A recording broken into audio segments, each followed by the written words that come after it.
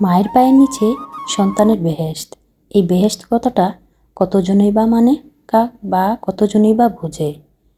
সন্তান যখন বড় হয়ে যায়, বাবা মা যখন বৃদ্ধ হয়, তখন সন্তানের কাছে বাবা মা অনেকটাই বোঝা হয়ে যায়।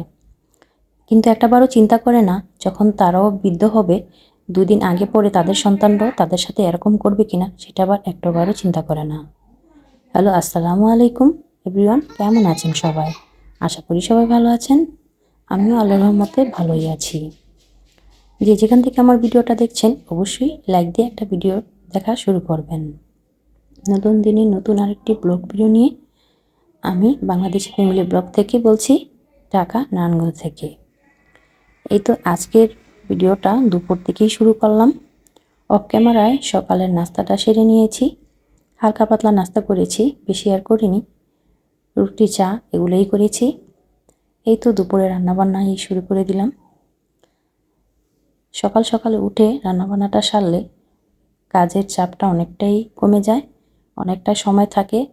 তারপর ওজু গোছল করে নামাজটা পড়ার সময় থাকে। যেহেতু অনেক ছোট দিন, নামাজ পড়ারও সময় থাকে না।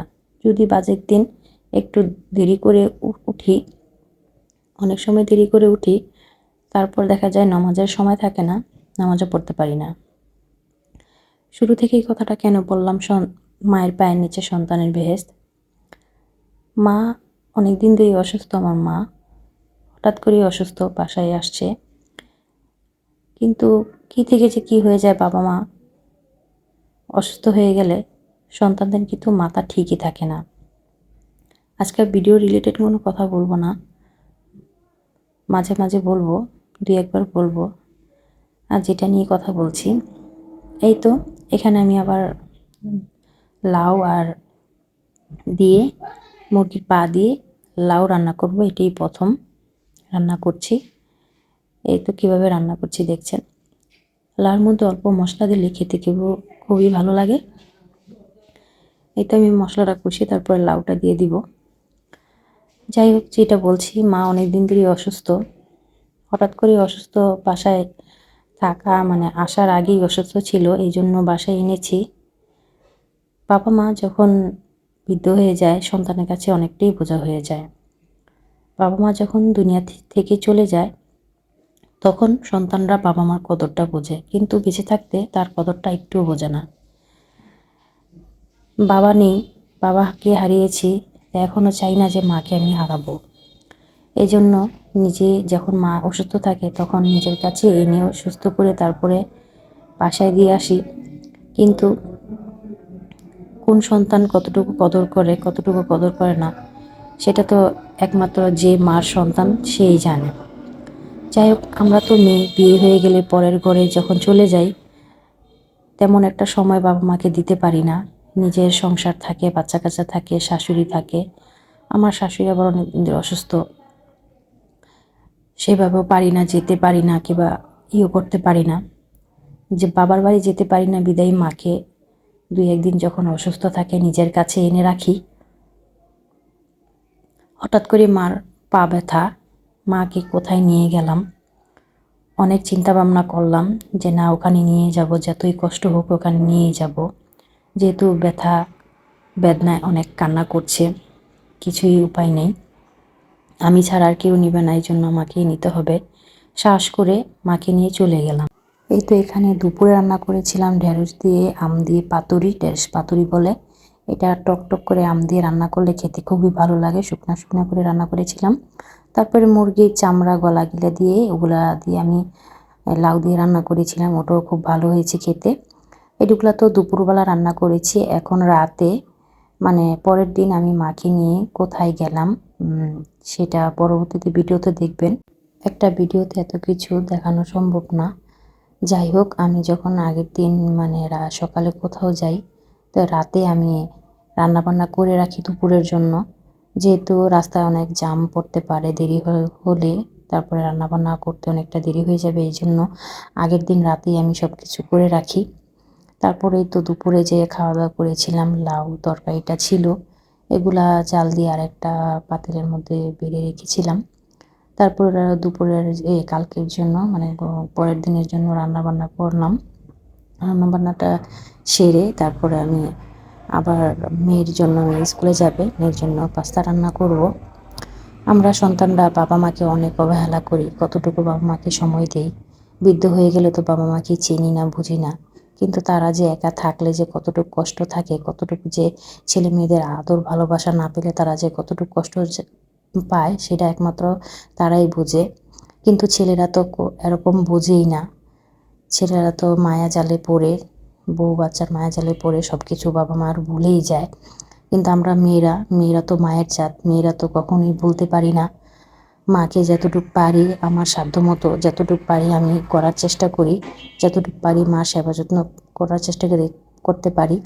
কিন্তু নিজের ঘরের নিজের হাজব্যান্ডের মারে যতটুকু সময় দিই, নিজের মাকে ততটুকুও সময় দিতে পারি না। এখানে আমি আবার দুপুরে মেয়ের জন্য, মানে স্কুলে যাবে এর জন্য পাস্তা বসিয়ে দিয়েছি। তারপরে এই তো আমার ছোট্ট জেমি ছানাটা, ওটা আমার জেমি, আর লাল বিড়ালটা আমার মার, মানে মা যখন এখানে এসেছে এখনও ওকে কোথায় রেখে আসবে, মানে ওই জেমির বাচ্চাই এই বান্টি, এইটার নাম বান্টি, আর ওই খাটের মধ্যে যেটা শুয়ে আছে ওটার নাম জিমি, ওর বাচ্চাই এটা। এই তো আমার জিমি ছানা, অনেক কিউট, অনেক লক্ষ্মী। যাই হোক, একটু ভিডিও করে নিলাম। খুবই দুষ্টমানি করে, বিড়ালের যে দুষ্টমানি মানে খুনসুটি আমার খুবই ভালো লাগে। আগে তত একটা বিড়াল পছন্দ করতাম না, অনেক বিড়াল অনেক পছন্দ করি, সাথে নিয়ে শুয়ে থাকি বিড়ালকে।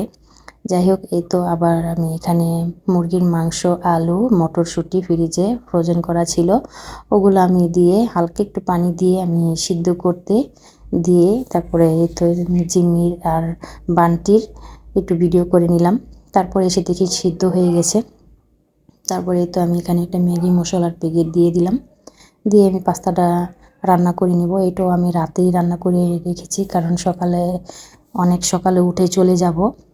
কোথায় যাব, কেমনে যাব, কেন গেলাম, এই যে এটা পরবর্তীতে ভিডিও তো দেখবেন আশা করি।